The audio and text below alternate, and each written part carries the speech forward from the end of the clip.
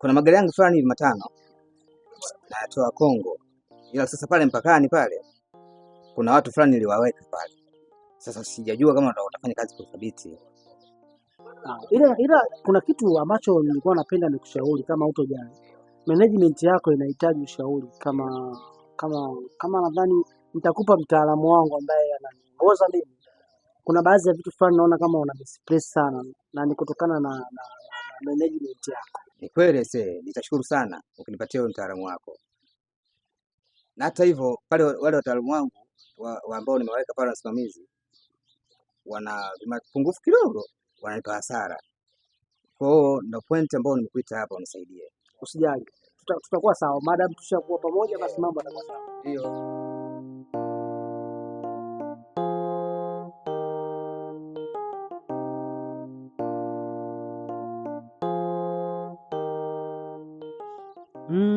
Karibu Mr. Rasto. Asante sana Mr. Francis.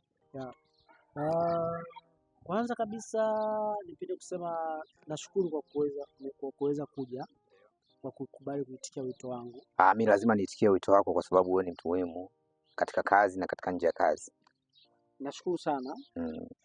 Lakini pia kabla ya yote ngoja kwanza nikukutanishe na rafiki yangu. Anaitwa Sheila. Sheila, nafurahi sana kukufahamu. Asante sana. Karibu. Asante sana. Sheila. Huyu rafiki yangu anaitwa Elasto. Nimemuita hapa, kuna baadhi ya vitu nataka tuongee.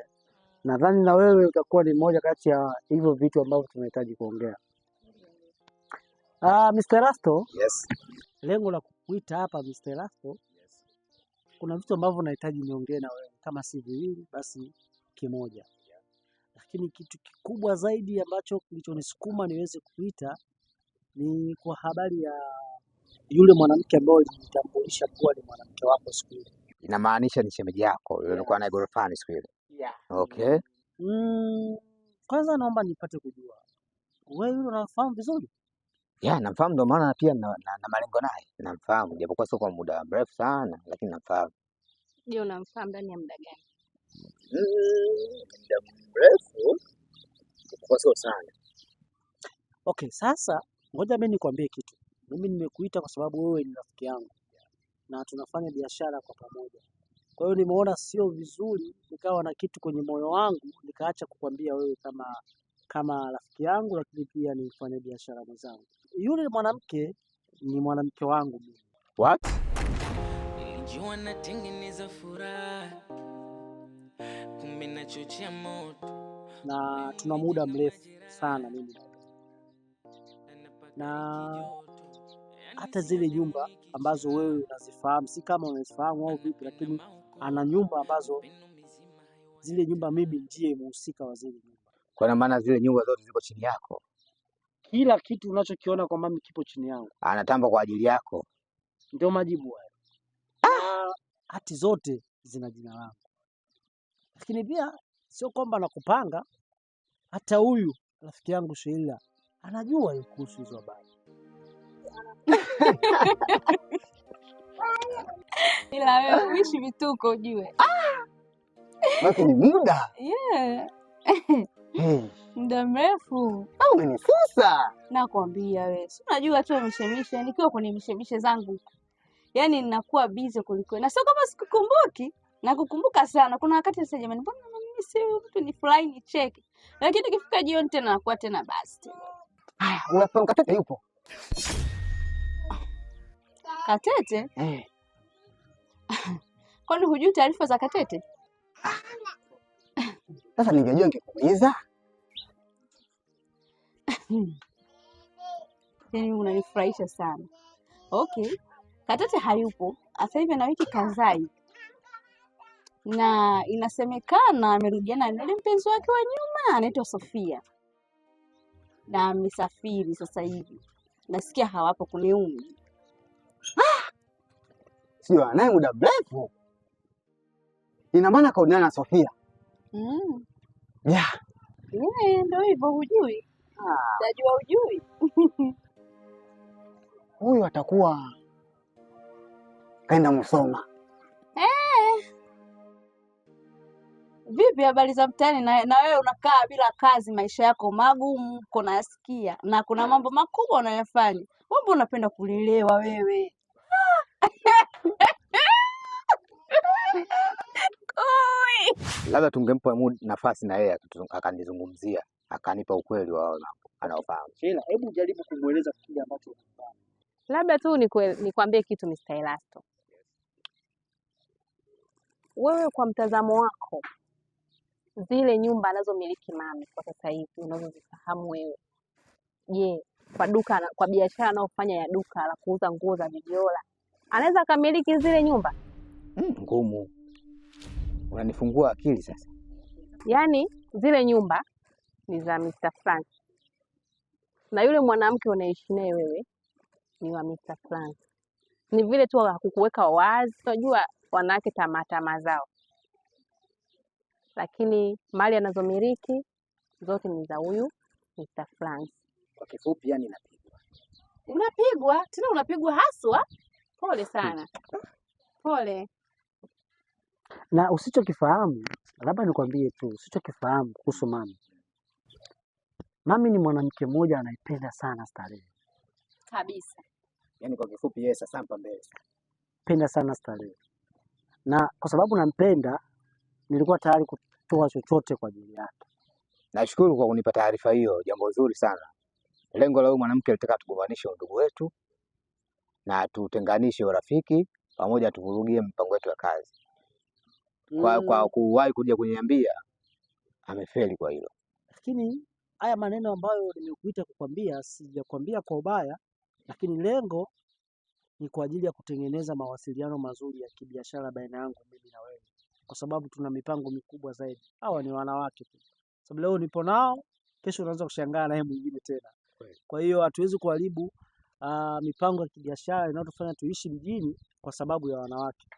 Si unanielewa? Hiyo ndio swala msingi. Tumuone kama mjinga fulani. Kwa hiyo tuendelee na mipango yetu. Hapa ni amani sasa. Hebu tufanye chiazi kama sehemu mojawapo ya amani. Kumbe hata umeyapata. Kwa unajua mimi siyajui. Haya naenda kukuta. Na kukimbizwa na kiboksa mtaani. Yaani pamoja na yote. Hapa nilicheka wiki nzima. Yaani ninacheka tu. Pole. Mami, achana pole, lakini mada umeona nzito Unakimbilia wenzako Mbeya tu, umetoka huko kuja kuchunguza Mbeya Katete. Kwa hiyo Katete si rafiki yako, kwa nini usiyajui? Unayajua ndio ya Katete. Kinachofanya kuja kuuliza Katete iko wapi? Kuja kujifanya unataka kuyajua mengi tu. Mimi nimekuja hapa kumuulizia Katete. Nilikuona na wewe. Basi. Okay, mimi nipo. Ipi? Basi mimi naenda. Haya. Haina shida. Mami. Ndo mie. Baba afai huyu. Kaja yote hapa kunichunguza mie.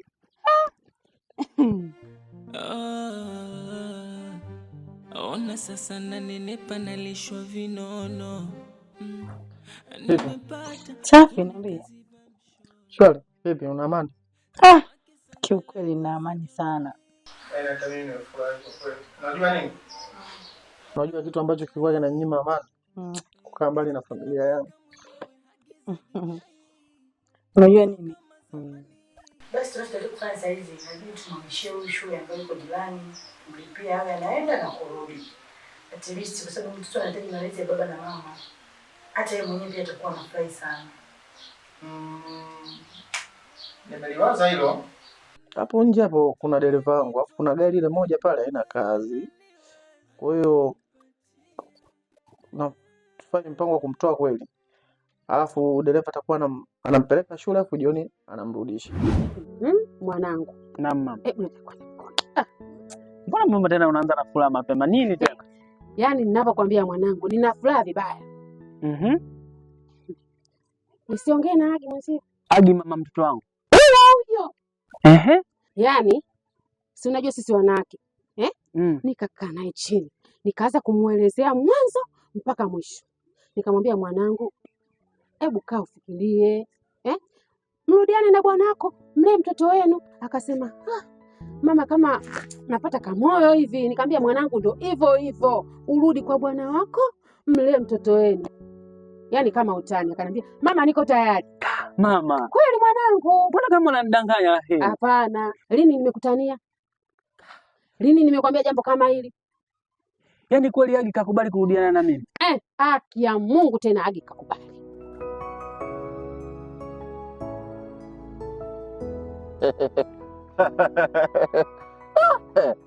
Lakini wewe nilikwambia huyu ndo mwanaume wako, unatakiwa umshikilie asiondoke kabisa, ndo anakupa riziki. Kwa nini umefanya hivyo? Wewe umejisahau tu, mastarehe jamani, naona nipa kazi tena mimi ya kufanya ya ziada. Kweli mkuu, nimekosea sana, nilijisahau, yaani mpaka najuta. Sasa hivi mali zangu zenyewe zote zimeanza kushuka. Umekosea, yaani yule utakuwa umshikilie, usimwache kabisa. Ndio nyota yako, yule ndo anakupa riziki. Sasa wewe unajisahau tena.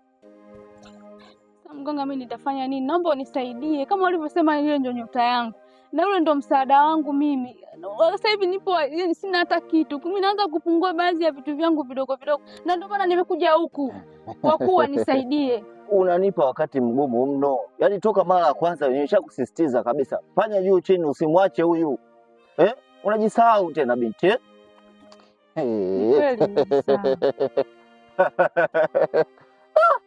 Naomba msaada wako, na ndio maana nimefika hapa. Ni kweli nimefanya makosa. Katete ghafla shangaa ameondoka, yaani hata sijategemea kwa nini ameondoka. Kwa hiyo naomba unisaidie tu, sina cha kufanya kingine chochote. Kweli kabisa. Ndio maana nakupenda sana mume wangu. Asante. Unajua mimi nakupenda. Mimi nakupenda zaidi yako. Kweli. Haji mambo. Leo nataka kula nini? Chips kuku. Tunamuona mtoto kamisi chips kuku. Unajua nini? Shuleni wanakuwa wanakula chakula ambavyo vinajirudia. Kwa hiyo amemisi vitu kama hivyo. Wanapenda sana mwanangu. Yaani nilikuwa kukaa naye mbali, nilikuwa naumia sana. Sasa hivi upo na baba Sawa. Alafu baadaye nataka niwatoe shopping. Kweli mwanangu. Ndio maana mimi nakupenda sana. Alafu mtoto huyo baadaye tumpeleke kwenye bembea kidogo akacheze na wenzie kule. Atafurahi sana. Na hivyo anapenda sana hivyo vitu mwanangu. Kweli? Namuona. Ngoja nikusaidie kidogo, lakini sijapenda.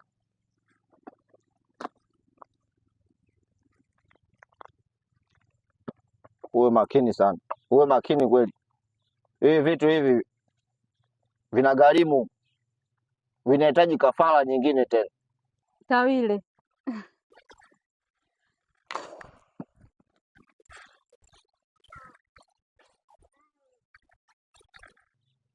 Shika hii dawa hii. Kaoge kwenye maji ya ndoo ya lita 20. Yawe ya baridi. Kesho ukija watakuwa wameshaniambia wakuu kwamba nini cha kufanya. Sawa? Tawile. Usipake mafuta mpaka utakaporudi tena hapa. Sawa. Sawa? Ndio. Umenielewa? Nimekuelewa. Na maji yawe ya baridi. Tawile. Usipashe maji, usipashe kabisa, usipashe. Sawa? Sawa. Vitu vina gharama, vinahitaji hadi kafara. Asante. Ila wewe nenda tumie dawa kama ndivyo. Usipake kabisa mafuta. Sawa, usioge na sabuni, maji yawe ya baridi. Asante. Mpaka utakaporudi hapa, sawa? Ndio. Wataniambia wakuu leo, nikilala leo wataniambia nini cha kukusaidia zaidi. Sawa, asante. Nini?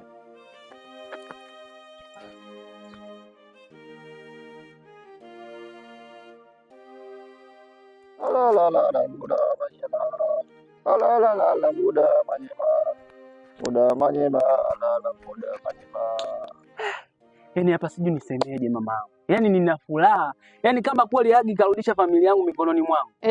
Mungu mkubwa jamani. Mama kweli unanipambania. Lakini mama, unakumbuka yule na bwana wake? Alafu kuna siku kashaye kunifuata. Yaani amenikolomea sana. Nusu tupigane. Hilo usiliwaze kabisa mwanangu. Sisi wanawake, mwanaume ambaye umezaa naye ndio bwana wako. Hata aje kidudu mtu wa aina gani pembeni huko, lakini uliyezaa naye ndio mmeo. Sawa mwanangu? Ndio. Kwa hiyo hilo usiliwaze kabisa. Tena utoe mashaka. Yaani usimuwaze na usimfikirie yule mtu. Na kama kaamua mwenyewe kwa maamuzi yake kwamba nirudi kwa bwanangu, yule usimuwaze. Yaani mamangu, nashukuru sana. Najua umenipambania. Kwa hilo mamangu, ni lazima nikutafutie kazawadi. Yaani hata doti yako kanga nitakununulia. Sawa? Kama utanitafutia kwa kazawadi, lakini usisahau sukari na mkate wangu. Mkate tu mama? Tena kwa hilo hata siingii dukani kununua. Yaani lazima nitakutengenezea, nitachukua unga ngano nitatengeneza mimi mwenyewe kwa mikono yangu. Unaweza? Mama, niende mjini nikose mali hata ujuzi. Jamani. Wewe utakuwa ni uongo kwa kweli. Sawa mwanangu, tuachane na hayo. Sasa sikiliza. Nakwambia hivi kama mamako. Nisisikie tena swala la mjini. Narudia tena. Naomba ukae utulie na mke wako. Mlee mtoto wenu. Yaani mamangu, kwa hili ulivyonipambania kweli nakuahidi.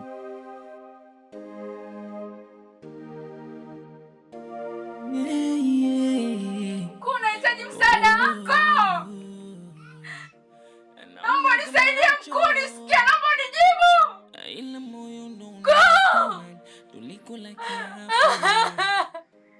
Mkuu nisaidie, usiniache hivi, nazalilika hivi. Mkuu, nazalilika mimi. Najuta. Mimi ninavyofanya jamani. Mkuu!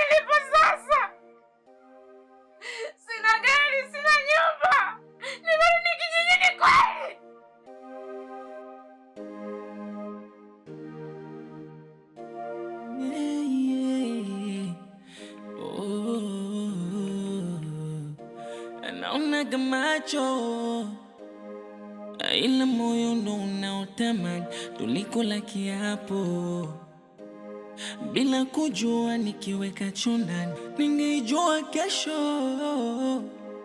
Usholo mama, singebishana na maumivu majuto. Huyu mwenzangu anavyonitesa.